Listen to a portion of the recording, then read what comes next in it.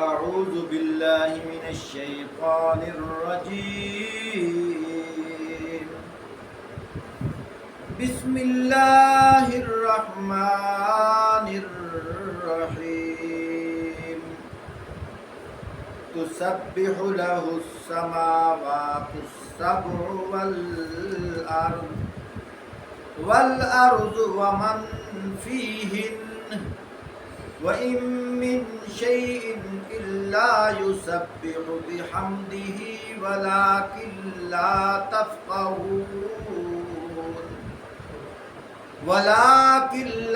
تَفْقَهُونَ تَسْبِيحَهُمْ إِنَّهُ كَانَ حَلِيمًا غَفُورًا۔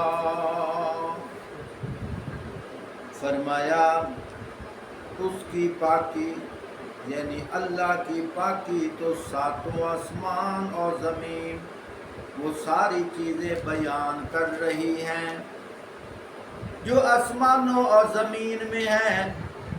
کوئی چیز ایسی نہیں ہے جو اس کی حمد کے ساتھ اس کی تسبیح نہ کر رہی ہو، مگر تم ان کی تسبیح سمجھ نہیں سکتے۔ حقیقت یہ ہے کہ وہ بڑا ہی بردبار اور درگزر فرمانے والا ہے۔ محترم سامعین، اللہ پاک قرآن پاک کے اندر ارشاد فرماتے ہیں، فرمایا کائنات کا ذرہ ذرہ اللہ پاک کی تسبیحات میں مصروف ہے۔ ایک اور جگہ اللہ پاک ارشاد فرماتے ہیں، فرمایا کہ داؤد علیہ السلام جب زبور پڑھا کرتے تھے، اللہ کی قدرت ہے، فرمایا کہ درخت بھی پہاڑ بھی فرمایا ان کے ساتھ مسخر ہو جاتے تھے، وہ بھی اللہ کی تسبیحات حمد و ثنا میں ساتھ ہی اپنے انداز میں ذکر کیا کرتے تھے۔ اللہ پاک نے خود قرآن پاک کے اندر ارشاد فرمایا ہے، فرمایا اِنَّا سَخَّرْنَا الْجِبَالَ مَعَهُ يُسَبِّحْنَ بِالْعَشِيِّ وَالْإِشْرَاقِ وَالطَّيْرَ مَحْشُورًا كُلٌّ لَّهُ أَوَّابٌ۔ اللہ پاک ارشاد فرماتے ہیں، یقیناً ہم نے پہاڑوں کو ان کے ساتھ مسخر کر رکھا تھا، صبح و شام اس کے ساتھ تسبیح کیا کرتے تھے، اور پرندے سمٹ آتے سب کے سب اس کی تسبیح کی طرف متوجہ ہو جاتے تھے۔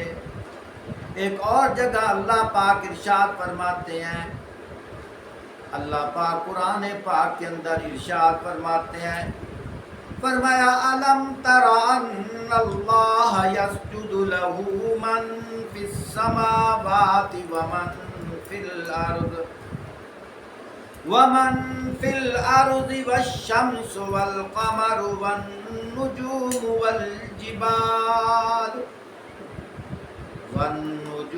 وَالْجِبَالُ وَالشَّجَرُ وَالدَّوَابُّ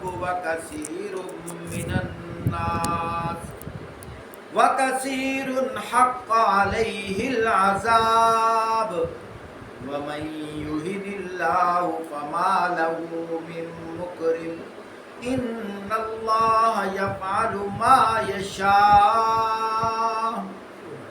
اللہ پاک ارشاد فرماتے ہیں، کیا تم دیکھتے نہیں ہو کہ اللہ کے آگے سرب سجود ہیں وہ سب جو آسمانوں میں ہیں اور جو زمین میں ہیں، اور میں سورج بھی اللہ کے ہاں سرب سجود ہے، چاند بھی، تارے بھی، پہاڑ بھی، اور درخت اور جانور، بہت سے انسان اور بہت سے لوگ ایسے ہیں جن پر عذاب ثابت ہو چکا ہے۔ جسے اللہ ذلیل و خوار کر دے اسے پھر کوئی عزت دینے والا نہیں ہے۔ اللہ پاک کرتے ہیں جو چاہتے ہیں۔ محترم سامعین، جتنی باتیں اللہ پاک کے قرآن سے پڑھی گئی ہیں یہ اللہ کا کلام ہے، اللہ پاک فرمانا یہ چاہتے ہیں کائنات کا ذرہ ذرہ اللہ پاک کی تسبیحات میں مصروف ہے۔ ایک روایت کے اندر آتا ہے، فرمایا جو مؤذن اذان دیتا ہے، فرمایا قیامت کے دن درخت، شجر و حجر، حتیٰ کہ انسان اور جنات، فرمایا یہ کائنات کا ذرہ ذرہ جہاں جہاں تک اس کی اذان کی آواز پہنچتی ہے، قیامت کے دن یہ اس کے لیے گواہ بن جائیں گے۔ ایک روایت کے اندر آتا ہے، صحابہ اکرام کہتے ہیں کہ جب ہم کھانا کھاتے تھے ہمارے لقمے سے بھی تسبیحات کرنے کی آواز آتی تھی۔ کائنات کا ذرہ ذرہ اللہ پاک کی تسبیحات میں مصروف ہے۔ یہ ہمیں بتایا جا رہا ہے انسانوں، تم کو تو ہم نے بنایا ہی اپنی عبادت کے لیے ہیں۔ وَمَا خَلَقْتُ الْجِنَّ وَالْإِنسَ إِلَّا لِيَعْبُدُونَ، فرمایا ہم نے جنات اور انسانوں کو اپنی عبادت کے لیے پیدا کیا ہے۔ ایک روایت کے اندر آتا ہے حضرت موسیٰ علیہ السلام کو اللہ پاک نے فرمایا اذهب إلى فرعون إنه طغى، فرمایا اے موسیٰ ہم نے تیری تشکیل کر دی ہے فرعون کی طرف، وہ سرکش ہو گیا ہے۔ موسیٰ علیہ السلام نے عرض کی یا اللہ میرے گھر بار اور بال بچوں کا کیا بنے گا؟ اللہ پاک نے فرمایا موسیٰ آپ اس طرح کیجئے، فرمایا کہ اپنا عصا پتھر پہ ماریے۔ موسیٰ علیہ السلام نے جب اپنا عصا پتھر پہ مارا، پتھر پھٹتا ہے، اندر سے کیڑا نکلتا ہے، اس کیڑے کے منہ میں سبز پتا ہے، وہ چبا رہا ہے۔ اللہ پاک نے اسے گویائی دی، وہ بولنے لگا، کیا کہتا ہے سبحانہ من یرانی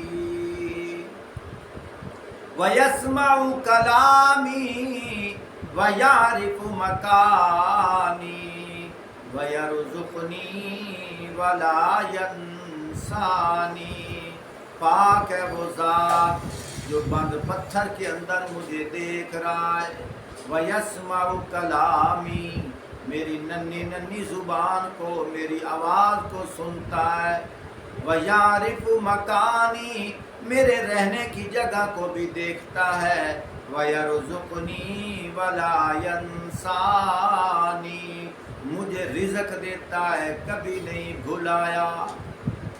تو میرے محترم یہ ہمیں بھی سبق دیا جا رہا ہے کہ تم بھی اللہ پاک کی تسبیحات تعریفات میں مصروف رہو، گناہوں سے بچو۔